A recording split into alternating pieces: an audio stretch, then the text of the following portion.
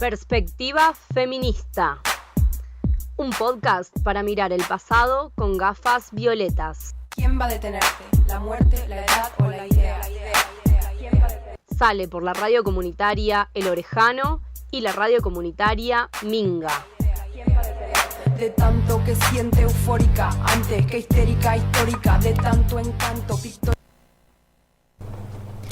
El 8 de marzo es el Día Internacional de la Mujer Trabajadora. No queremos flores o bombones, queremos igualdad de derechos. Nosotras movemos el mundo y ahora paramos. Hola Carito, ¿cómo estás? Hola Aye, ¿cómo estás? Muy bien, esto es Perspectiva Feminista. Escribimos artículos sobre historia latinoamericana feminista.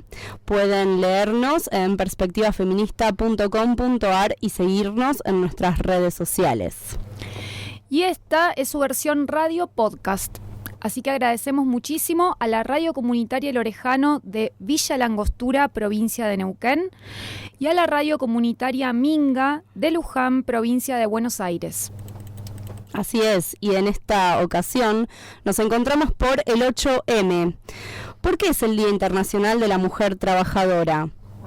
Porque se conmemora el 8 de marzo de 1908, cuando las trabajadoras de una fábrica textil de Nueva York llamada Sirdwood Cotton declara una huelga en protesta por las condiciones de explotación que sufrían en las jornadas de trabajo. El dueño no aceptó la huelga y las obreras ocuparon la fábrica. En vez de hacer una negociación, se ordenó cerrar las puertas y prender fuego todo, muriendo calcinadas 129 mujeres que estaban adentro. Esas mujeres tenían entre 19 y 24 años.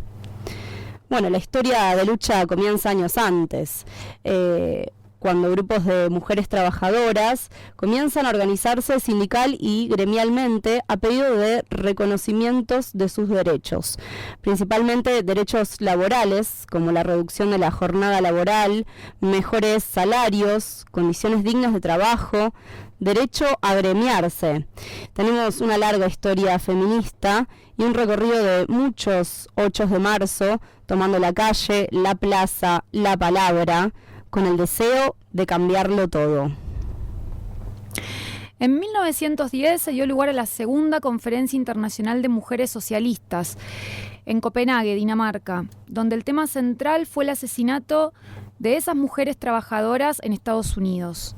Por moción de Clara Zetkin, una teórica alemana, miembro del Partido Socialista Alemán, se declara en la conferencia al 8 de marzo como el Día Internacional de la Mujer Trabajadora. Y esa declaración fue apoyada por otras mujeres como la gran Rosa de Luxemburgo. Un año después se produce un nuevo capítulo en la historia trágica de las mujeres trabajadoras, cuando un incendio de características similares al de 1908, también en Nueva York, el 25 de marzo de 1911. En esta ocasión, 123 trabajadoras y 23 trabajadores, la mayoría inmigrantes, murieron en el trágico incendio en una fábrica de Nueva York. Habían sido encerradas sin posibilidad de escapar. Este suceso tuvo grandes repercusiones en la legislación laboral de los Estados Unidos y en las celebraciones posteriores del Día Internacional de la Mujer se hizo referencia a las condiciones laborales que condujeron a ese desastre. El 8 de marzo fue reconocido recién en 1952 como Día Internacional de la Mujer por la Asamblea General de las Naciones Unidas. Durante mucho tiempo nos han dicho feliz día, quizá con flores o bombones o ningún tipo de reconocimiento. Despertamos y reflexionamos que no es un feliz día cuando seguimos sufriendo la violencia machista y la violencia estatal, que es patriarcal. Feliz día, ¿sabés cuándo va a ser? El día que no falte ninguna. No queremos flores o bombones, queremos igualdad de derechos. Durante mucho tiempo los economistas dijeron que las mujeres empezaron a trabajar alrededor de los años 60. Bueno, lamentamos decir que su teoría es completamente falsa. Las mujeres siempre trabajaron. Es así, siempre, con tareas domésticas y de cuidado. Eso que llaman amor es trabajo no pago. a lo largo de todo el siglo XIX y XX, ya con este sistema capitalista heteropatriarcal instalado, la lucha de muchas mujeres conquistó derechos, tanto laborales como sociales y políticos. Un libro que recorre esta historia es Movidas por el Deseo, genealogías, recorridos y luchas en torno al 8M, de la Cátedra Libre Virginia Bolten y la editorial El Colectivo. Uno de sus títulos es No podés mirar el futuro sin mirar el pasado, la huelga. Se retoman algunas experiencias históricas, comenzando por la huelga de inquilines de 1907, donde las mujeres socialistas y anarquistas salieron con sus escobas para barrer injusticias. Fue un movimiento popular contra la suba de alquileres en los conventillos de Buenos Aires. En su mayoría eran inmigrantes o hijas de inmigrantes. Luchaban también por sus derechos laborales. Y voy a leer una cita de este libro que dice así: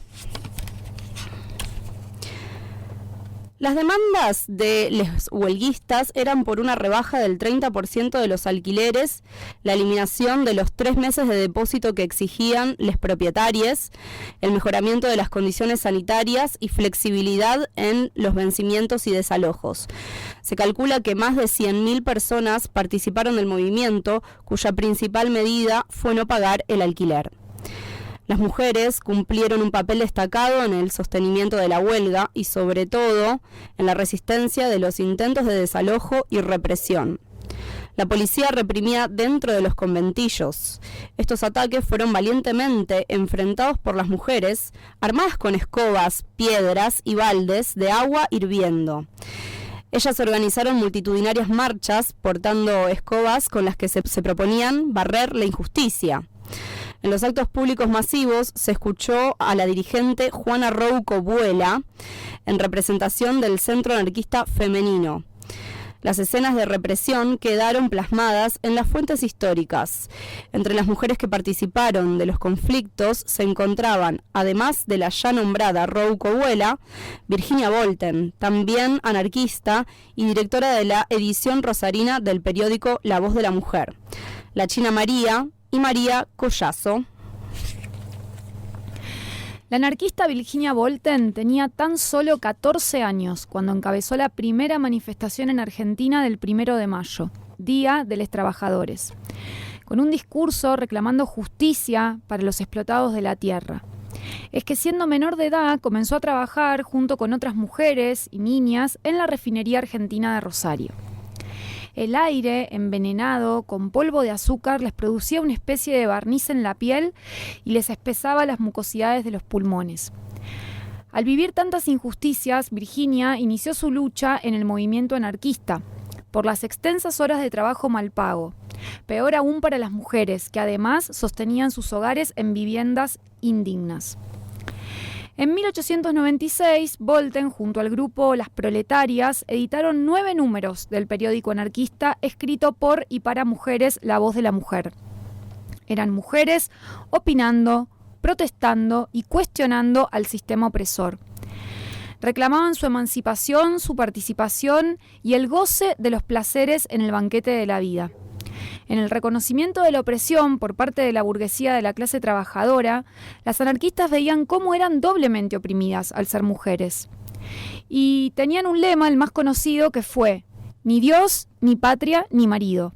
Al ser ateas, en contra del Estado y contra la opresión que significaba el matrimonio. Si pensamos en otra mujer que ha contribuido enormemente en el cambio social, particularmente en nuestro país, pensamos en Evita, la abanderada de Les Humildes, Eva Perón, que como primera dama, compañera del presidente Juan Domingo Perón, nunca estuvo en segundo plano, todo lo contrario. Las mujeres seguían careciendo de derechos políticos, por lo cual su acción en el gobierno desde 1946 despertó muchos odios. Pero más fuerte fue el amor que despertó en el pueblo. Siempre junto a sus queridas descamisades, la Fundación Eva Perón, cuya acción se centraba en el concepto de justicia social, fue clave para la vida de muchas mujeres al comprometerse con la situación de pobreza y darles la posibilidad de tener una salida laboral. Se crearon instituciones que estaban dirigidas por y para mujeres, hogares de tránsito, escuelas de enfermeras y el hogar de la empleada. Hubo muchos derechos laborales conquistados, pero también los derechos políticos fueron conquistados en Argentina durante este periodo.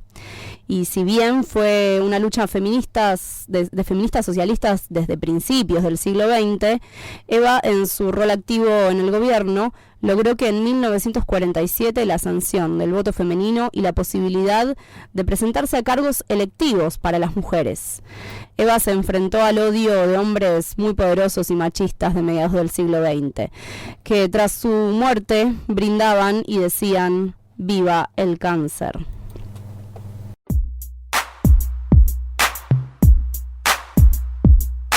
¿Quién va a detenerte? ¿La muerte, la edad o la idea?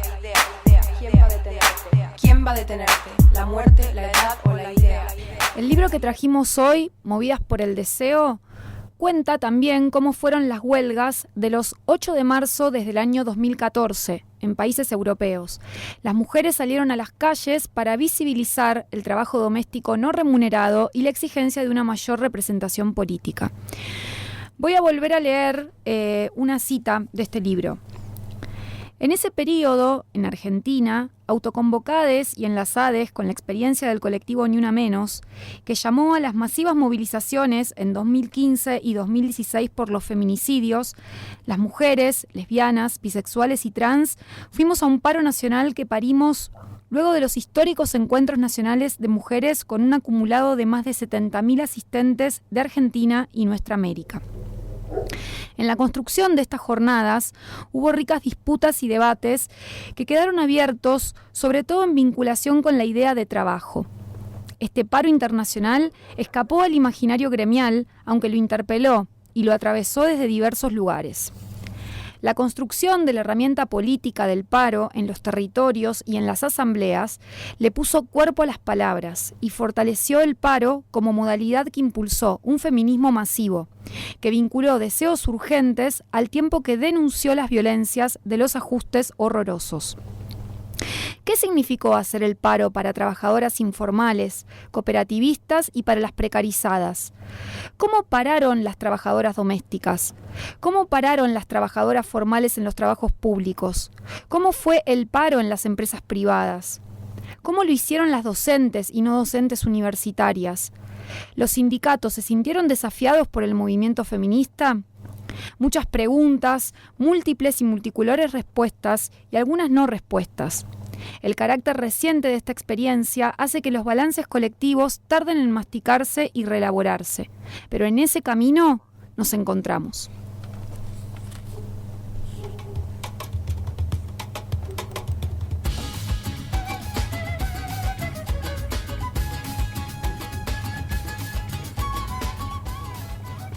Y también entre el 2018 y 2020 en Argentina la lucha feminista se intensificó con los debates en torno a la legalización del aborto.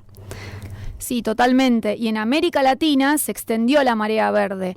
Hace muy poquito el aborto es legal en Colombia. Exacto, y eso hizo que el movimiento feminista crezca cada vez más. Es por eso que en este día reivindicamos que somos un movimiento feminista internacional, intergeneracional y diverso, creciente en número y en energía. Impulsamos y desarrollamos propuestas e ideas para pensar otro mundo donde se respeten nuestros derechos y la igualdad de género. Somos miles, millones las mujeres dispuestas a conseguirlo todo, al grito de abajo el patriarcado se va a caer, arriba el feminismo que va a vencer.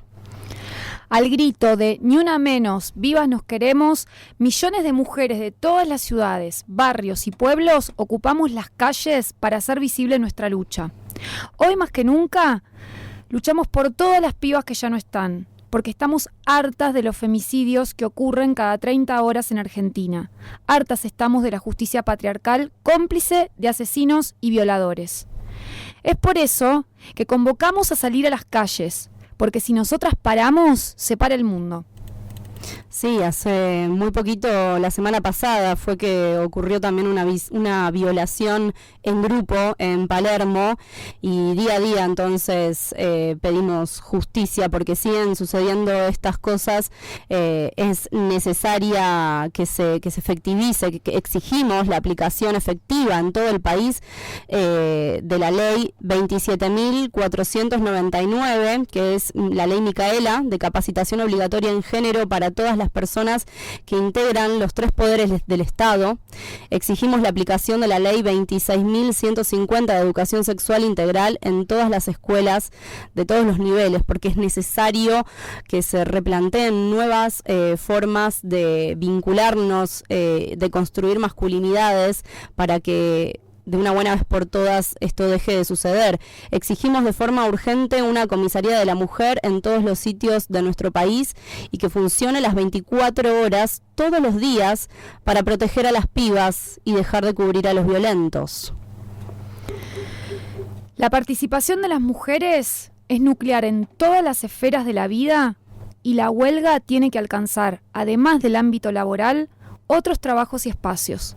El de los cuidados, el consumo, la vida estudiantil, la salud y otros. Vivas, libres y sin miedo nos queremos.